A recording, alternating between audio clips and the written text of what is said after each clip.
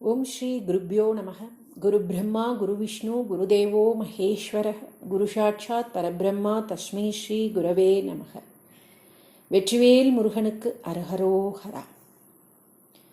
பெரியவாளோட அந்த பட்டு ஹிருதயம் கம்பளியாக அந்த வயசான ஒரு ஜீவனை அணைத்து பரமஹிதத்தை கொடுத்தது. பாட்டிகள் மகாத்மியங்கிற தலைப்பில் நிறைய பாட்டிகளுக்கெல்லாம் நம்ம மகாபெரிவா அனுகிரகம் பண்ணியிருக்கா. ஒவ்வொரு விதத்துலேயும் ஒவ்வொரு பாட்டிகளுக்கு அவளோட அபிலாஷைகள் எல்லாம் தீர்த்து வச்சிருக்கா. அந்த வரிசையில் இன்னைக்கு பட்டுப்பாட்டி அப்படிங்கிற ஒரு பாட்டிக்கு எப்படி அனுகிரகம் பண்ணார் அப்படிங்கிறத பார்க்கலாம். கும்பகோணத்தை சேர்ந்தவர் அந்த பட்டுப்பாட்டி. பெரிவாளிடம் அளவில்லாத பக்தி கொண்டவள்.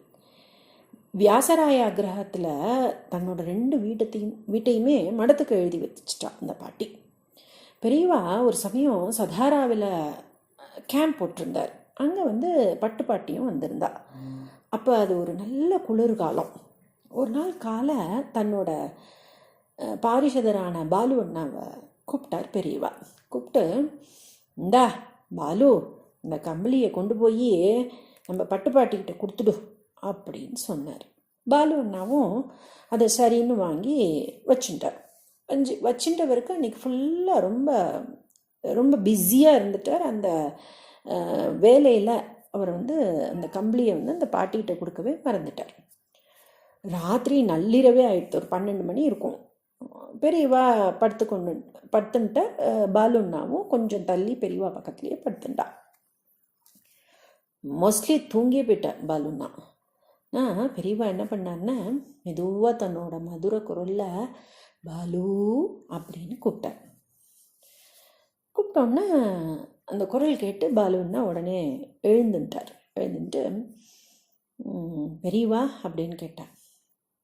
ஏண்டா பட்டுப்பாட்டிக்கு போர்வை கொடுத்துட்டியோ அப்படின்னு கேட்டார்.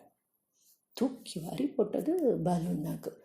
ஆஹா, மறந்தே போயிட்டோமே அப்படின்ட்டு. இல்லை பெரியவா, இன்னைக்கு ரொம்ப ஜாஸ்தியாக அந்த வேலை மும்முரத்தில் நான் சுத்தமாக மறந்தே போயிட்டேனே அப்படின்னா. அம்மாவுக்கு தானே தெரியும், பெத்தவாளுக்கு தானே தன்னோட குழந்தை என்ன கஷ்டப்படும், குளிரா மழையா அப்படின்னு பார்த்து பார்த்து நம்ம அம்மா நம்மளுக்கு செய்கிற மாதிரி நம்ம குருவும் அப்படித்தான்.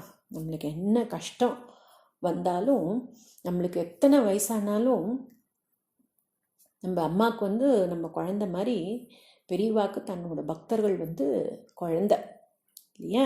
அப்படி தான் அவர் பார்ப்பார் எல்லாரையும்.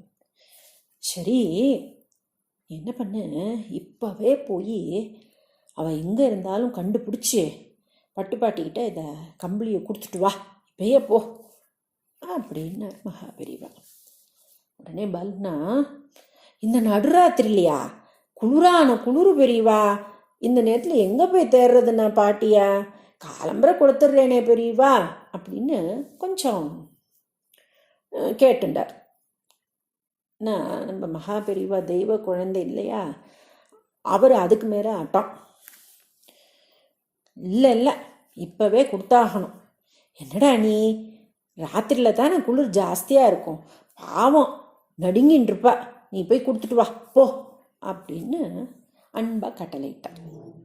சரின்னு பாலுன்னாவும் கம்பளி எடுத்துட்டு அந்த அர்த்தராத்திரியில் வீடாக அலைஞ்சு திரிஞ்சு இருட்டில் முடங்கி கிடக்கும் மற்ற வாழெல்லாம் மிதிச்சுடாமல் போகணுமேனு உத்து பார்த்துண்டு கடைசியில் கபிலேஸ்வர் என்ற ஒரு மராட்டி ஆவாத்தில் போய் பார்த்திங்கன்னா பாட்டி குளிரில் ஒரு ஓரத்தில் தன் புடவையை சுருட்டிண்டு கைகாலெலாம் முடக்கிண்டு படுத்துக்கிட்டு இருந்தா பாட்டி.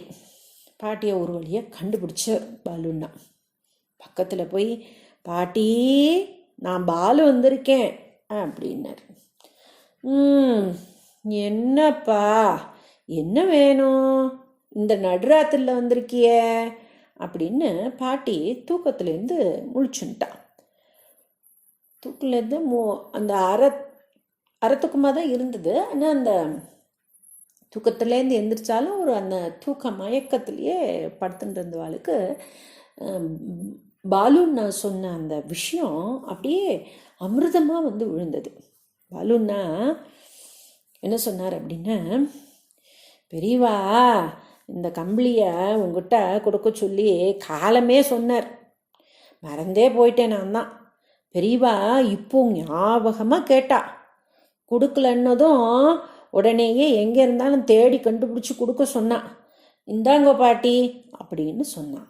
உடனே பாட்டி, பெரியவாளா சொன்னா, என் அப்பனே இந்த ஜீவனுக்கு இப்படி ஒரு அனுகிரகமா அப்படின்னு அந்த பாட்டி அடைஞ்ச சந்தோஷத்துக்கு அளவே இல்லை. அந்த கதகதப்பான கண்ணீரோடு கம்பளிக்குள் அப்படியே முடங்கி தூங்க போயிட்டா பட்டு பாட்டி. பெரியவாளோட அந்த பட்டு ஹிருதயம் கம்பளியாக அந்த வயசான ஜீவனை அணைத்து பரமஹிதத்தை கொடுத்தது. ஜய ஜய சங்கர ஹர ஹர சங்கர, ஜய ஜய சங்கர ஹர ஹர சங்கர.